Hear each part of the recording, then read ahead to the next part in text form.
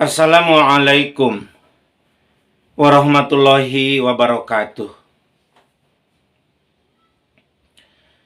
Innal hamdalillah nahmaduhu wa nasta'inuhu wa nastaghfiruhu wa natubu ilaihi wa nastahdih wa na'udzubillahi min syururi anfusina wa min sayyiati a'malina may yahdihillahu fala mudhillalah wa may yudlil fala hadiyalah. Asyhadu an la ilaha illallah wahdahu la syarikalah wa asyhadu anna Muhammadan abduhu wa rasuluhu la nabiyya ba'da. Wassalatu wassalamu ala asyrafil anbiya'i wal mursalin Muhammad wa ala alihi wa ashabihi ajma'in, amma ba'du. Para pendengar dimanapun Anda berada, pada kesempatan ini Buya akan membahas berkenaan dengan reklamasi pantai. Reklamasi pantai ini sebetulnya atau seharusnya gitu ya, bukan jadi masalah. Seharusnya reklamasi pantai ini solusi sebetulnya. Tapi mengapa belakangan ini setelah munculnya usulan-usulan dari para ilmuwan gitu ya, kok reklamasi pantai ini menjadi masalah? Yang ada bukan pelaksanaannya, tetapi justru yang ada isu-isu. Bahkan isu-isunya mengarah kepada keburukan, diperkeruh dengan ya berbagai kepentingan, sehingga reklamasi pantai ini tidak pernah kelar gitu ya. Bahkan ujung-ujungnya timbul fitnah bahwa pengusung reklamasi pantai itu orang-orang yang ingin merusak lingkungan gitu ya.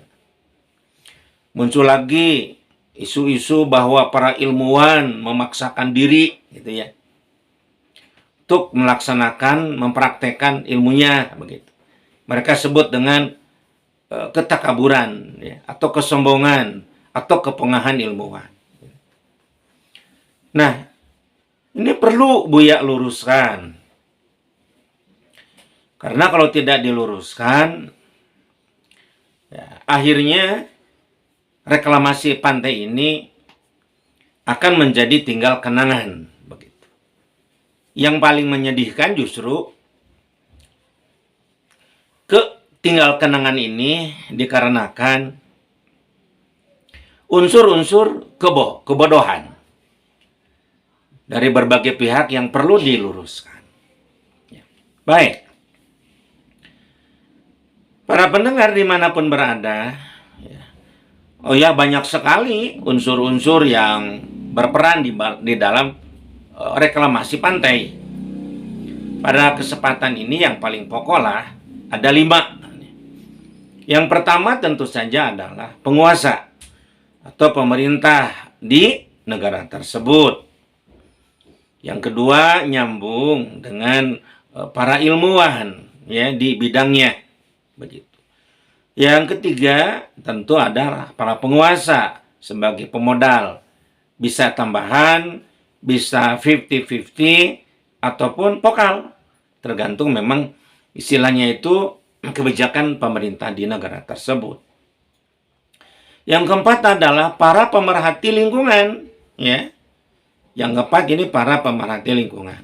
Sedangkan yang kelima tentu saja adalah rakyat. Meskipun Buya sebutkan rakyat ini di nomor 5, tetapi kita semuanya paham.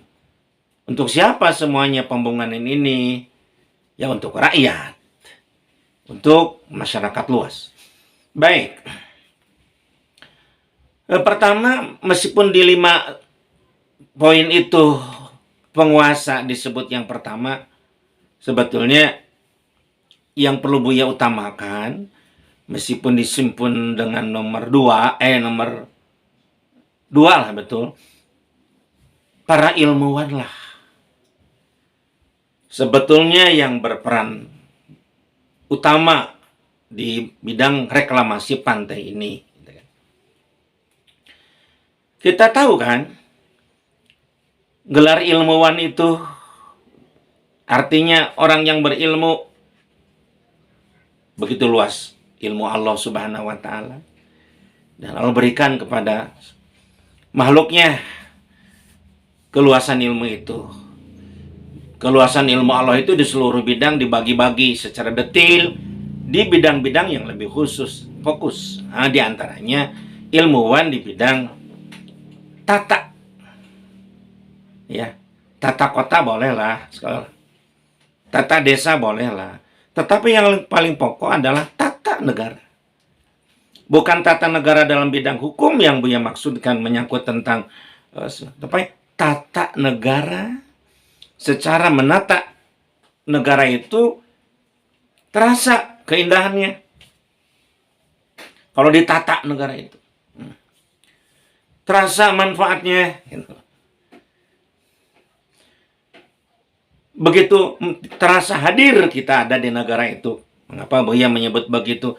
Ada kan, bukan ada lagi banyak rakyat yang merasa kok seolah-olah tidak ada negara. Tidak ada ciri khas negara ini. Kelebihan negara ini kenapa tidak ditata dan lain sebagainya. Nah, ilmuwan menyangkut tata negara lah yang mulai melihat potensi pantai di negaranya. Para ilmuwan lah yang lebih tahu dari kita semuanya menyangkut tentang bagaimana pantai itu supaya lebih manfaat.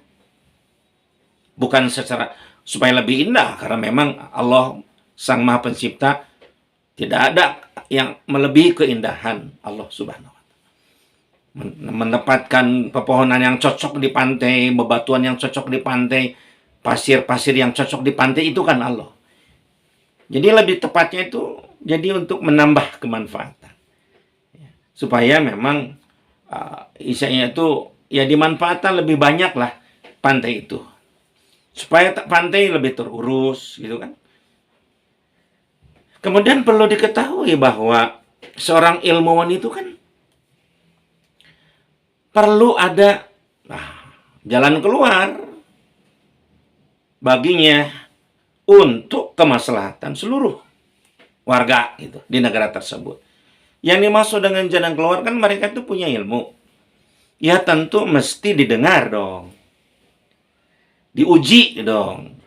Silakan melaksanakan presentasi di hadapan para pejabat dan para pengusaha, perwakilan rakyat dan juga para pemerhati lingkungan.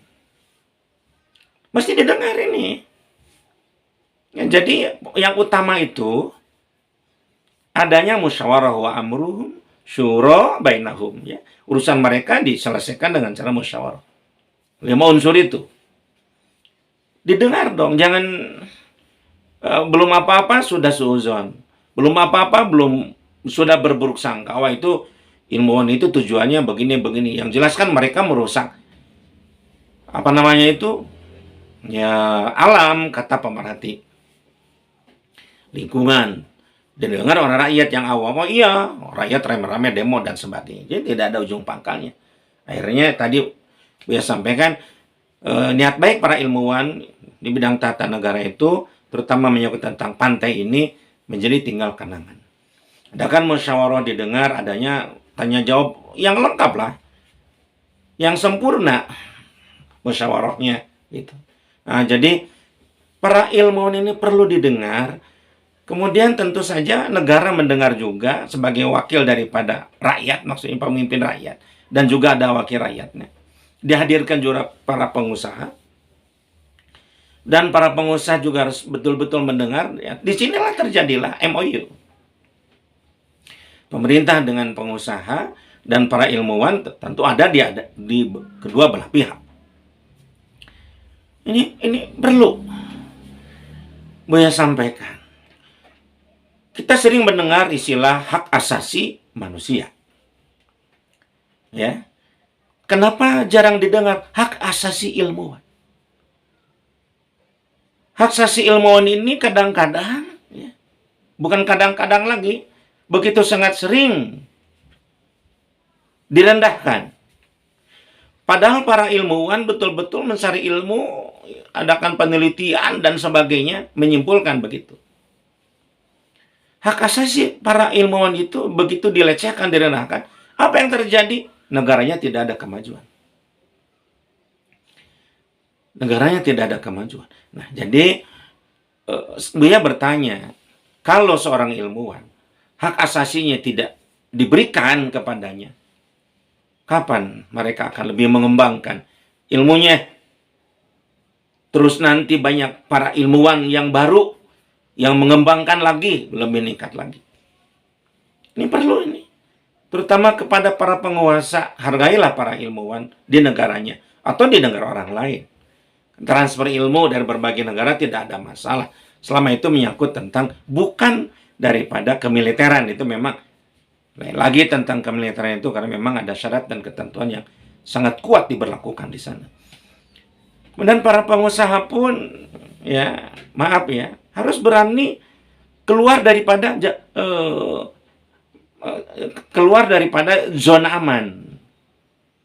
Ya, maunya pengusaha itu kan bidang-bidang yang aman lah, makanan, minuman, pakaian, hal-hal yang. Tapi menyangkut tentang modal yang besar, mereka tidak. Maka kan ada jalan keluar. Buya sarankan kepada para pengusaha, ya diadakan semacam penjualan saham. Ya rame-rame lah kita bikin saham perusahaan menyangkut tentang reklamasi pantai. Itu dulu. Nah, kalau kita sudah ada semacam kesepahaman seperti itu, ya istilahnya itu apa? Enak kesananya. Dan Buya sampaikan nih kepada pendengar yang muslim. A'udzubillahi minasyaitonirrajim. Bismillahirrahmanirrahim. Wa idh qala rabbuka lil malaikati inni ja'ilun fil ardi khalifah. Tuh. Sadaqallahul adzim. Jadi Allah pada saat itu berfirman, pada saat jin sudah tidak mampu lagi mengelola langit bumi dan isinya ini, yang Allah tugaskan kepada mereka, maka Allah mengganti. Khalifah itu kan artinya pengganti. Arti lain juga adalah penerus daripada jin yang tidak mampu mengurus dunia ini. Dan ada makna juga mewakili Allah dalam pengertian mewakili derajat kemanusiaan, membenahi bumi, langit dan isinya yang diamanahkan kepada Nabi Adam dan turunannya. Jelas bahwa dengan adanya ini ja'ilun fil ardi khalifah, Allah ini berharap sekali bahwa manusia bisa itu memanfaatkan bumi, langit dan isinya yang diamanahkan oleh Allah Subhanahu wa taala kepada kita selaku khalifah. Nah, ini yang dalil Al-Qur'an, surat Al-Baqarah ayat 30 yang menjadi dasar kita berjuang di sini supaya setiap perilaku kita ini ya mendapatkan pahala yang besar di sisi Allah Subhanahu wa taala. Karena setiap ucapan, kemudian bersitan hati, ucapan dan seluruh anggota dari arkan kita itu menjadi ibadah, harus menjadi ibadah bagi kita. Nah, kemudian juga perlu saya sampaikan Al-Quran surat Ar-Rahman ayat ke-33. A'udzu billahi minasyaitonir rajim. Bismillahirrahmanirrahim. Ya ma'asyaral jinni wal insi in istata'tum an tanfudhu min aqtaris samawati wal ardi fanfudhu la tanfuduna illa bisultan. Sadaqallahul adzim. Hei masyarakat jin dan manusia. Kalau dulu kan jin yang berkuasa sebelum ada Nabi Adam sebagai khalifah pengganti daripada jin. Sekarang kalau Allah memerintahkan ya ma'syarul jinni wal insi, hai masyarakat jin dan manusia, ya di alamnya masing-masing. Jin di alam jin, manusia di alam manusia. Ya ma'syarul jinni wal insi ini stata'tum, jika kalian mampu.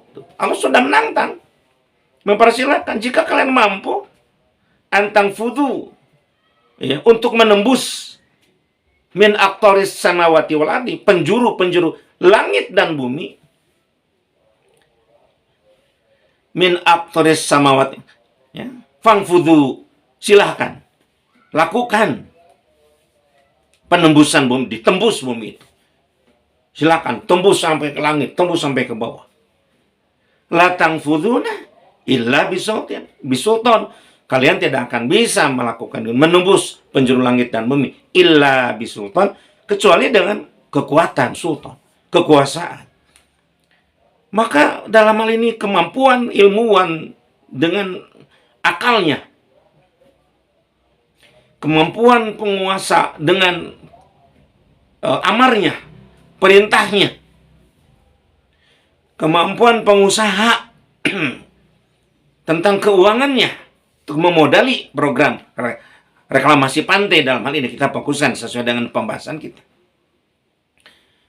Kehebatan para pemerhati dari lingkungan alam ini supaya menjaga kelestarian alam, dan bagaimana kemampuan rakyat meninjau, menilai, memperhatikan menyangkut tentang pelaksanaan dari mulai perencanaan, action, dan pemeliharaan daripada reklamasi pantai ini. Jadi reklamasi pantai dari segi teropong kacamata Adinul Islam itu bukan larangan, bukan istilahnya itu sesuatu yang buruk, bahkan bisa menjadi perintah dari ajaran ini untuk menjadikan alam ini bisa dimanfaatkan dengan sebaik-baiknya. A'udzubillahi minasyaitonirrajim. Bismillahirrahmanirrahim. Innal mubadirina kanu ikhwana syayatin. Sesungguhnya orang-orang yang suka membazirkan rizki itu kanu ikhwana syayatin, termasuk golongan ataupun kawannya setan. Ya, pantai yang begitu rusak, dibiarkan begitu tidak karuan keadaannya, itu termasuk al-mubadirin. Membazirkan, membiarkan begitu saja. Nah, jadi reklamasi pantai ini bisa menjadi keharusan, atau paling tidak bisa dilaksanakan. Bukan larangan, bukan keburukan yang seperti sekarang ini di kalangan masyarakat seolah-olah reklamasi pantai ini sesuatu yang buruk. Para pendengar dimanapun Anda berada, berbicara tentang reklamasi pantai yang harus diperhatikan, Buya menitipkan nih ya kepada penguasa, pengusaha, termasuk ilmuwan. Kalau para pemerhati lingkungan sudah lebih tahu itu, bahwa pantai itu paling tidak terbagi 3 nih, menyangkut pantai, dihubungkan dengan rencana reklamasi pantai. Yang pertama, pantai yang disebut dengan pantai alami untuk bermain, berenang. Ya, untuk jenis pantai yang seperti ini kurang baik lah. Kurang tepat kalau di sana dilakukan reklamasi pantai. Yang kedua, yang disebut dengan pantai tanaman bakau. Nah, boleh di sini. Boleh di pantai tanaman bakau, boleh di sana dilakukan reklamasi pantai. Yang ketiga yang disebut dengan pantai berkarang. Yang di sana itu banyak karang. Ini juga termasuk kriteria yang boleh dilaksanakan di sana reklamasi pantai. Perlu para ilmuwan memperhatikan ini dengan penuh rasa hormat kepada ilmuwan yang mendengarkan ceramah Buya ini. Mohon maaf, bukan menghalang-halangi melanggar hak asasi para ilmuwan dalam hal ini. Tetapi Buya melihat bahwa selama memang ada pantai berkarang, selama memang ada pantai berbakau, itu kecuali kalau sudah tidak ada, yang ada adalah pantai yang memang layak untuk bermain dan berenang, tentu nanti ada aturan khusus tentang itu untuk melaksanakan reklamasi pantai. Berikutnya, ini masuk solusi juga. Solusi berikutnya, bagaimana kita memperhatikan bagian berapa luas kita melaksanakan reklamasi pantai di satu negara.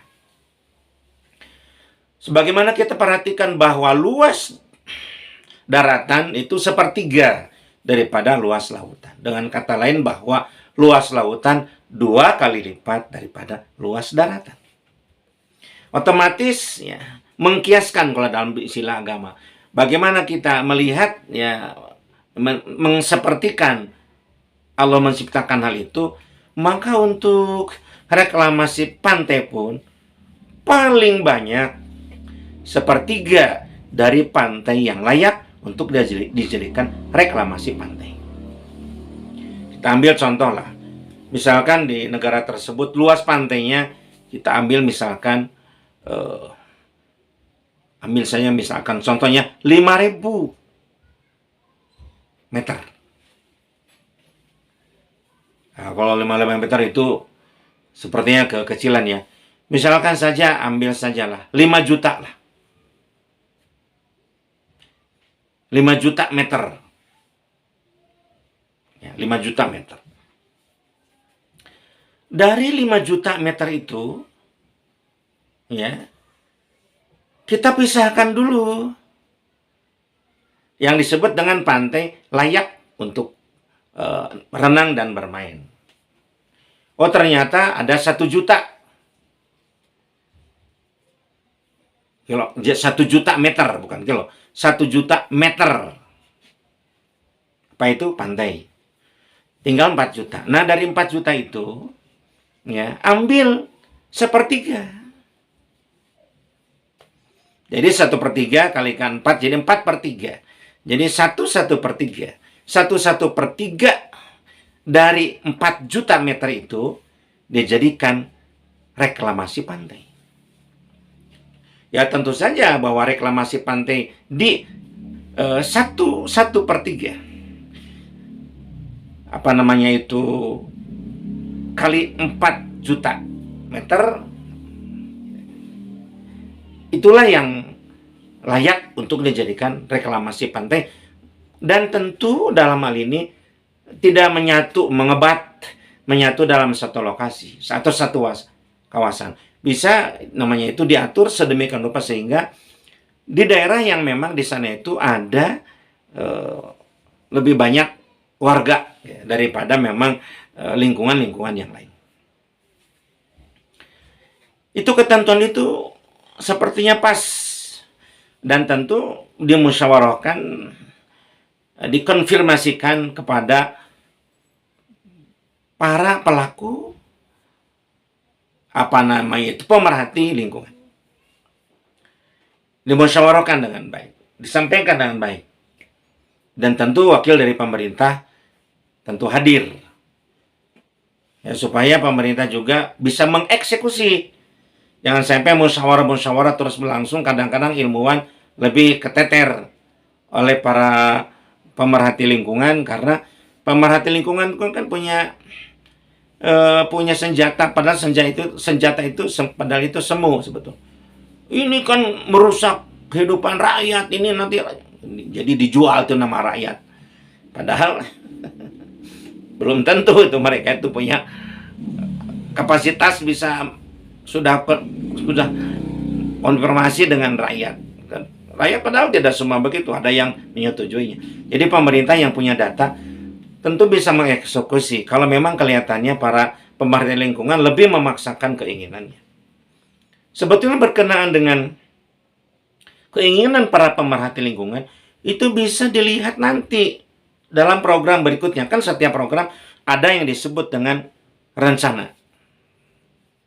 Silakan dikawal oleh para pemerhati lingkungan. Rencana, kemudian action ini perlu juga dikawal. Jangan sampai keluar daripada ketentuan-ketentuan yang sudah disepakati antara pemerhati lingkungan, ya, para ilmuwan, penguasa, wakil rakyat, dan juga para pengusaha, gitu ya. Nah, ini yang paling penting, yang ketiga, yang disebut dengan pemeliharaan. pemeliharaan inilah tidak lebih berat. Artinya begini, tidak lebih ringan, daripada perencanaan dan action. Artinya para memelihara reklamasi pantai yang sudah dibangun itu sangat berat itu. Untuk kelestarian daripada niat-niat awal daripada pembangunan reklamasi pantai. Para pendengar dimanapun Anda berada, Buya juga akan menyampaikan berkenaan dengan fungsi daripada reklamasi pantai. Biasanya kan yang diusung oleh para pemerhati lingkungan itu termasuk wakil rakyat. Bagaimana ini nasib para nelayan, gitu ya. Dengan adanya reklamasi pantai, nelayan kan pada menganggur. Kalian itu sudah membunuh para nelayan secara tidak langsung. Nanti dulu, seenaknya saja berbicara begitu. Memangnya para ilmuwan dengan punya ide membuat reklamasi pantai yang didukung oleh pemerintah juga didorong dengan dana yang besar dari para pengusaha tuh kemaslahatan seluruh warga di sana. Memangnya para ilmuwan punya niat buruk? Buya tidak yakin. Para ilmuwan itu memang murni untuk pengembangan ilmunya, kemaslahatan masyarakat. Kok dikait-kaitan dengan ingin membunuh profesi nelayan? Nanti dulu dong. Gini. Reklamasi pantai sudah dibuat. Bahkan sebelum dibuat pun, sejak mulai peletakan batu pertama dan lain sebagainya, itu kan para nelayan sudah diikut sertakan dalam pembangunan reklamasi pantai. Sesuai dengan pendidikannya tentu. Mereka sudah mulai dapat pekerjaan. Timbul pertanyaan, bagaimana Buya kalau nelayan di sana? Nanti kita bahas setelah reklamasi selesai. Tapi yang jelas bahwa pasokan ikan di negara tersebut itu bisa diambil alih, di cover maksudnya. Di cover dari para nelayan nih yang belum dibangun reklamasi pantai. Di cover, dan pemerintah tentu harus mengawal juga pelaksanaan dalam hal ini. Nah, makanya di sini para pengusaha pun ya bisa berbicara investasi ya di bidang pukat harimau misalnya. Pakailah pukat harimau. Kenapa kisan mesti yang tradisional begitu? Pakai pukat harimau. Jangan takut ikan habis. Itu milik Allah dan Allah yang menciptakan. Kita jangan melebihi hak Allah. Tidak akan habis ikan itu. Wa ma anfaqtum min syai'in fahuwa yukhlifu. Allah sudah disiapkan oleh Allah. Kemudian juga dalam hal ini Allah berfirman menyangkut tentang rizki yang sudah dijamin oleh Allah Subhanahu wa taala. Ya. Jadi sudah Allah siapkan juga cadangan-cadangannya. Wa ma min dabbatin fil ardi illa 'ala Allahi rizquha. Itu jaminan dari Allah. Nggak usah kita berbicara nanti habis ikan selama ikan itu digunakan, dikonsumsi untuk ibadah kepadanya. Tapi kalau dimubazirkan, dibuang-buang, dijadikan kemaksiatan, Allah cabut itu kenikmatan ikan yang ada di laut ini. Kembali kepada yang tadi, menyangkut tentang ketakutan daripada wakil-wakil rakyat termasuk pemerintah lingkungan kalau reklamasi pantai dilakukan terjadi pengangguran yang masif. Tidak. Itu kan sulit bekerja. Mereka sudah bekerja. Sambil berlangsung pekerjaan, sampai juga diseleksi untuk nanti bidang-bidangnya. Mulai dari paling rendah, cleaning service, bidang-bidang supervisor, bidang-bidang nanti di bidang perdagangannya, bidang interiornya, eksteriornya, menyangkut tentang tenaga keamanannya, menyangkut juga yang lebih tinggi tentang akuntingnya, menyangkut tentang, wah banyak sekali itu. Apa yang banyak Buya? Lowongan pekerjaan. Maka para nelayan itu yang masih muda-muda ya diseleksi, dilanjutkan pendidikannya, ada semacam kursus dan sebagainya. Nanti mereka menjadi pengelola reklamasi pantai tersebut. Begitu membuka lapangan kerja yang masif, yang luar biasa banyaknya bagi rakyat. Buya bertanya, di mana kerugiannya? Baik, berikutnya lingkungan setempat.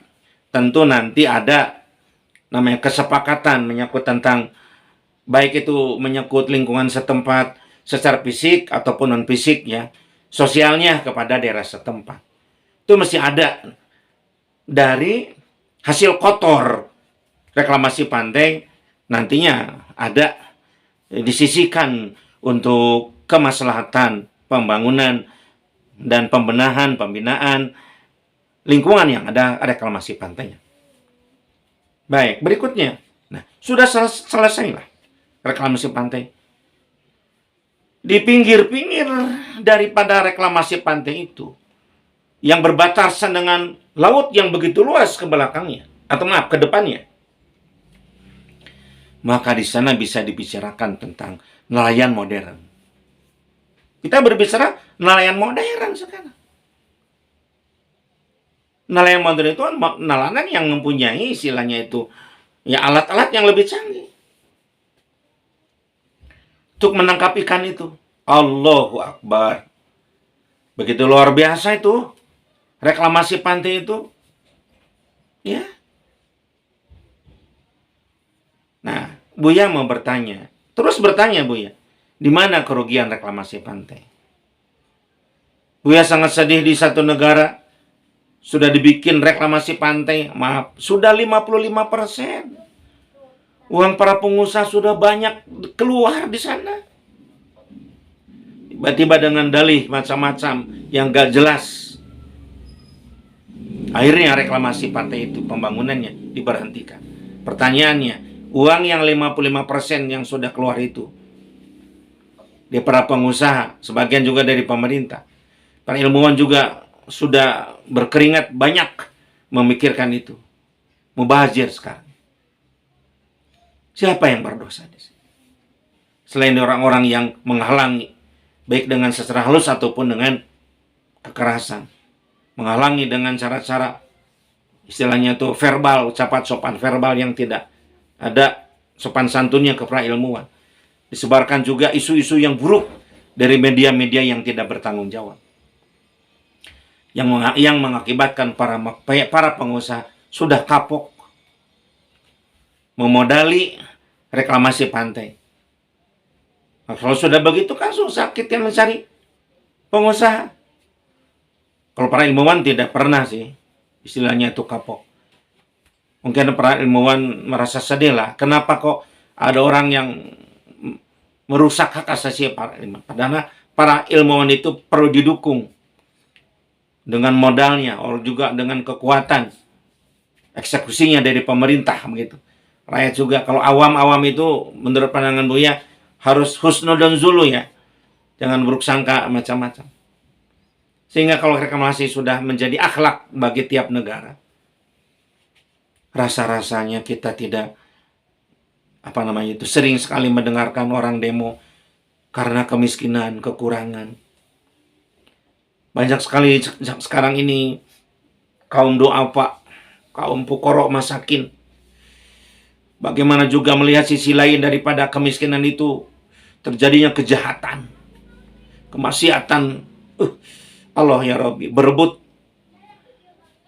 sumber daya alam ke depannya, mungkin kalau tidak dibentuk solusi dan keluar bagaimana supaya masyarakat tidak banyak yang miskin.